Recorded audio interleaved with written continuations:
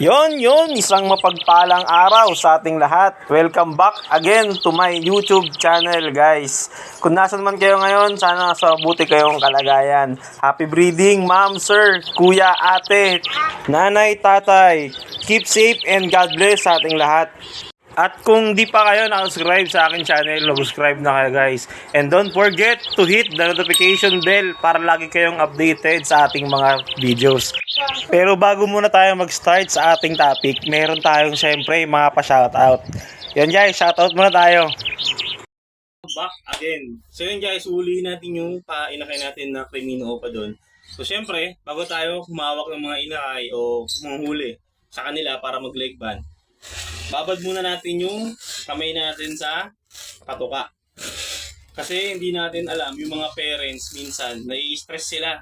Pag naamoy nila yung inakay uli nila, pagbalik ko sa nest box nila, iba na yung amoy. Malay nyo, di ba, kakakain nyo lang o kaya kakalmusal nyo lang.